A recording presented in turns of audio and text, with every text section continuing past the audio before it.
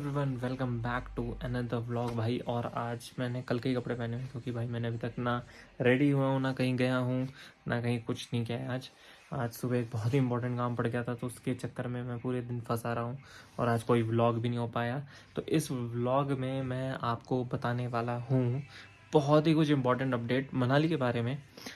जो भी लोग नीचे से आ रहे हैं, आप लोग बहुत सारे वीडियोस देख रहे होगे जिसमें किसी की गाड़ी फिसल रही है, किसी का कुछ हो रहा है, किसी की गाड़ी टूट रही है। इन सारी चीज़ों से और टेम्परेचर से और क्या कपड़े आपको कैरी करने चाहिए, क्या चीज़ें आपको रखनी चाहिए, वो सारी चीज़ें इस व्लॉग में आपको मैं 100% बताने वाला हूँ।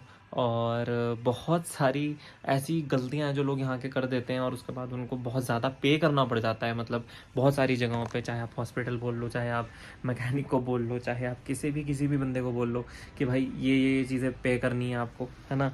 तो मैं आपको सारे ट्रिक्स एंड टिप्स आपको अभी इस ब्लॉग में देने वाला हूँ कि भाई कि आप अगर मनाली आने वाले हो तो आपको क्या क्या चीज़ों का ध्यान रखना चाहिए और क्या क्या चीज़ें कैरी करनी चाहिए और क्या क्या चीज़ें आपको यहाँ आके अरेंज कर लेनी चाहिए। So let's start.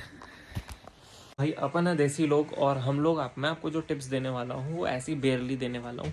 आप नोट डाउन करते जाना क्योंकि आपको सारे पॉइंट्स आपको पता लग जाएंगे कि क्या क्या आपको कैरी करना चाहिए, क्या क्या नहीं करना चाहिए, क्या क्या चीज़ें। सबसे पहला तो भाई ट्रैवलर, एज अ ट्रैवलर अगर आप पहाड़ में आ रहे हो तो सबसे पहली चीज़ जो है ट्रैवल लाइट। हमेशा कोशिश करो कि आप ट्रैवल लाइट कर सको। और स्पेस सेवर नहीं होते जो आजकल आए हैं, जो वैक्यूम बम होते हैं, वो आप कैरी कर सकते हो जिससे आपकी काफ़ी सारी स्पेस बच जाएगी। और आप बैग में जो जैकेट्स की वजह से जो बहुत ज़्यादा वॉल्यूम कवर करती हैं जैकेट्स, वो आपका बच जाएगा। स्पेस सेवर इज़ मतलब मैंने अभी तक यूज़ कर रहा हूँ। जैसे ये जैकेट है, अगर मैं इसको फोल्ड करने पे आऊँ और एक बैग में रखने पे आऊँ ना, तो भाई ये पूरी जैकेट आधा बैग की जगह खा लेगी, है ना। और आप उसमें बहुत परेशान हो जाओगे कि भाई यार मैंने तो इतनी सी एक जैकेट में ही मेरा पूरा बैग भर गया, मैं 4 बैग कैरी कर रहा हूँ। नो ब्रो, कोई ज़रूरत नहीं है। स्पेस सेवर 500 या 600 रुपीज़ का होगा। ज़्यादा से ज़्यादा आप स्पेस सेवर वैक्यूम अमेजन पे डालोगे, फर्स्ट प्रोडक्ट आपको ये मिल जाएगा और आप इसको ले सकते हो। एंड अपने हिसाब से कि कितना पैकेज आपको लेना है तो उस हिसाब से आप इसको ले लो। And it's a must saver, ठीक है। पहली चीज़ ये है। दूसरी चीज़, अगर आप मनाली आ रहे हो तो carry warm clothes. Warm clothes बहुत ज़्यादा इंपॉर्टेंट हैं क्योंकि अगर आप सोच रहे हो, आप अगर इसको अब बहुत सारे लोग यहाँ पे ट्रैवल करते हैं, मनाली की तरफ आते हैं और वो सोचते हैं और इस चीज़ को ना वो बहुत ही फॉर ग्रांटेड ले लेते हैं और फिर उनकी यहाँ की तबीयत ख़राब हो जाती है और दुनिया भर के हॉस्पिटल्स भागने पड़ते हैं उनको। फीवर हो गया, फिर आप यहाँ की ठंड तो बर्दाश्त ही नहीं होगी अगर आपकी तबीयत ख़राब होगी। तो इससे सबसे इम्पॉर्टेंट चीज़ है, आप 3 लेयर क्लोथिंग करो। जैसे मैं हूँ, मुझे आदत है तो मैं 2 लेयर ऑफ क्लोथिंग करता हूँ, but minimum 3 layer of clothing आपके लिए काफ़ी ज़्यादा इंपॉर्टेंट बनती है। First, thermal where.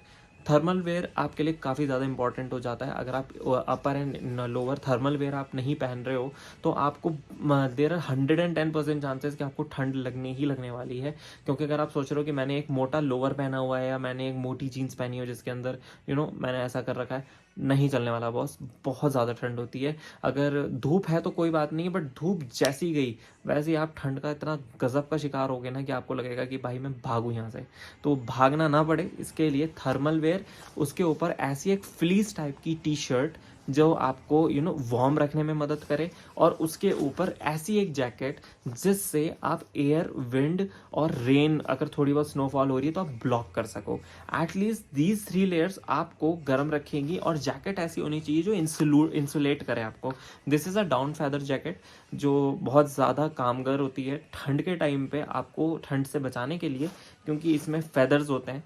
तो obviously I am equipped, but बहुत सारे लोग इक्विप्ड नहीं आते हैं। बाय अ जैकेट या बाय अ क्लोथिंग जिसमें आपको एक इंसुलेशन मिल रही है, विंड, एटलीस्ट विंड की इंसुलेशन मिल रही है। उसके अंदर आप एक फ्लीस ये पहन सकते हो या स्वेटर पहन सकते हो या हुडी पहन सकते हो, बट उसके अंदर एक thermal where is must important.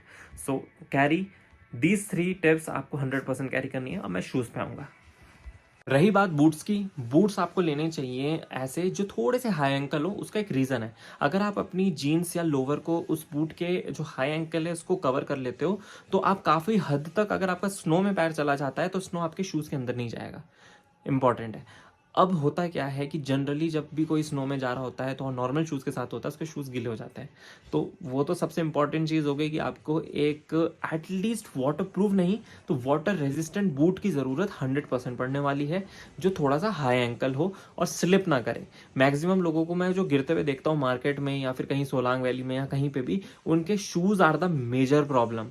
तो शूज़ आप जब भी मनाली में घूम रहे हो एटलीस्ट दिस मौसम में तो फैशन मारने की कोशिश मत करो। चुपचाप करके ऐसे बूट्स लो जो हाई एंकल हों थोड़े, ताकि अगर आपका पैर मुड़ भी रहा है तो थोड़ा सा एंकल सपोर्ट मिल जाए उसको। और साथ साथ में वो ठंड भी काफ़ी रोकता है, क्योंकि वाटर रेजिस्टेंस में आपकी एयर नहीं घुसेगी। और उसके अंदर की जो लेयरिंग होती है वो मैं आपको बता देता हूँ कि उसमें अंदर आप एक पतला वॉर्म्स, जो वो वाला सॉक्स होता है ना जो हम गर्मियों में पहनते हैं, एक वो सॉक्स पहनना। फिर एक फ्लीस सॉक्स पहनना, जो फ्लीस वाला सॉक्स होता है ना, या फिर विंटर सॉक्स होता है, विलन सॉक्स होता है, बहुत मोटा नहीं था, क्योंकि आपको फिर आप ना ब्लड सर्कुलेशन आपके पैरों का ब्लॉक हो जाएगा और आपको और प्रॉब्लम होगी। तो एक समर सॉक्स, एक विंटर सॉक्स, उसके ऊपर आप ये पहन सकते हो। अगर ज़्यादा ठंड लगती है तो you can just increase the summer socks layer, तो वो आपको ना ट्रिपल लेयर दे देगा और उसमें एयर इंसुलेट हो जाएगी और आपका पैर मतलब 99% आपका पैर 100% गर्म रखने की पूरी कोशिश कर देगा। तो दिस इज दिस है आपका लोवर। लोवर आपका एक ऐसा होना चाहिए जो सामने से एटलीस्ट वाटर रेजिस्टेंट हो, वाटर प्रूफ नहीं है तो भी वाटर रेजिस्टेंट हो, ऐसा उसका मटेरियल होना चाहिए। एंड उसके अंदर उसमें ना फ्लीस वाला कपड़ा होना चाहिए, जो फर जैसा होता है ना, जिसके अंदर लोवर के अंदर फर होता है थोड़ा सा, मतलब बहुत हैवी नहीं है तो एटलीस्ट थोड़ा सा, और उसके अंदर आपने थर्मल वेयर पहन रखा है, तो आई थिंक आपकी मैक्सिमम पैर की ठंड तो रुक जाएगी। अगर नहीं रुके तो आप एक समर लोवर लगा सकते हो उसके अंदर। ये मैं वो चीज़ बता रहा हूँ आपको जो देसी तरीका है इस ठंड को अवॉइड करने का। वरना आप अगर इसको एक्चुअली में प्रोफेशनली अवॉइड करने पे आ गए तो आपका ये खर्चा कसम से 50,000 के आसपास आ जाएगा, क्योंकि एक जो प्रॉपर विंटर क्लोथिंग है वो बहुत महंगी आती है। चाहे आप किसी भी ब्रांड में चले जाओ, पुलहैम में चले जाओ, या फिर सेंट लूक में चले जाओ, न्यू बैलेंस में चले जाओ, इट्स वेरी कॉस्टली। तो दिस इज़ द देसी तरीका जिससे आप ठंड यहाँ बचा सकते हो अपने। ठीक है, तो आपको लोअर में भी ट्रिपल लेयर करना चाहो या डबल लेयर से भी काम चल जाता है, बट ट्रिपल लेयर में आप एकदम कंफर्टेबली होके घूम सकते हो। नेक्स्ट आ जाता है आपके हैंड्स। अब दिक्कत क्या आती है कि लोग एक ग्लव ले लेते हैं, जिससे मैक्सिमम लोग जो गलती करते हैं वो करते हैं कि वो एक ग्लव्स ले लेते हैं, सोचते हैं कि भाई हमारी ठंड इससे रुक जाएगी, बट ऐसा नहीं होता है। होता क्या है, आपको एक फ्लीस वाला कपड़ा होता है ना, फ्लीस वाला एक लाइनर वुलन ग्लव्स लेना पड़ेगा। उसके ऊपर एक और एक्स्ट्रा जो ग्लव्स होता है, जो विंटर ग्लव्स आप लेते हो, वो फ्लीस ग्लव्स के ऊपर, लाइनर के ऊपर आपको पहनना पड़ेगा, तब जाके आपके हाथ प्रॉपर इंसुलेशन में आ जाएंगे एंड आपको हाथों में भी ठंड बिल्कुल भी नहीं लगेगी। ठीक है, नेक्स्ट स्टेप पे चलते हैं। नेक्स्ट स्टेप आता है आपकी गर्दन, कान और हेड। ठीक है, तो उसके लिए आप एक मोटा सा मफलर ले सकते हो, ऑफ कोर्स एक कैप ले सकते हो, और ये हुडी जैसे है, इस हुडी को आप ऐसे पहन सकते हो कैप के साथ, तो बिल्कुल ही आप इंसुलेट हो जाओगे। या फिर आप ऐसा, आजकल वो भी चले हुए हैं, एक कैप और मास्क होता है जो यहाँ तक होता है, जिसमें सिर्फ आपकी आइज विजिबल होती हैं।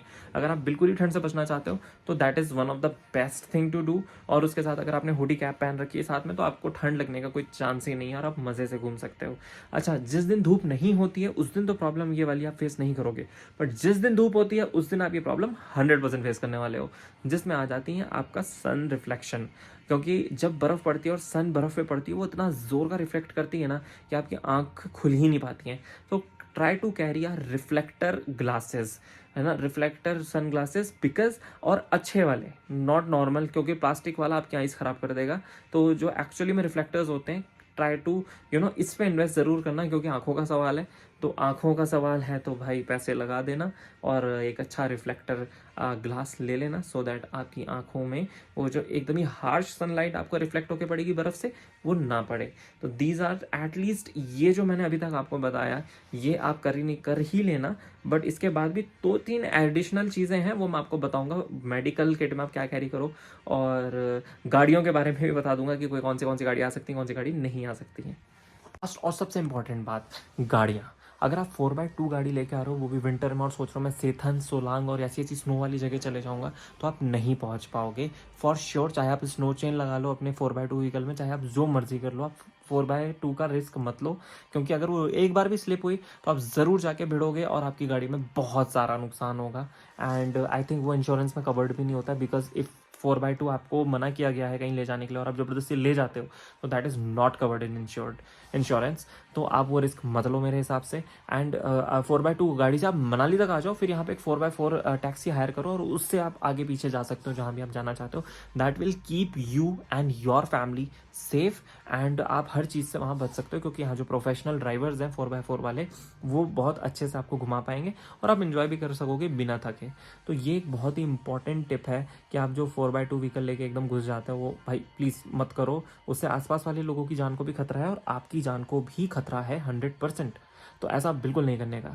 गाइस मेडिकल किट में आप क्या क्या कैरी कर सकते हो? कुछ नहीं, सिंपल एक मेडिकल फर्स्ट एड अपने साथ रख लेना, जिसमें आप बैंडेज, पेन किलर्स और ये फीवर की दवा, गले की दवा, ये सारी चीज़ें आप जो बेसिक मेडिकल किट होती है वो ज़रूर अपने साथ कैरी करके रखना।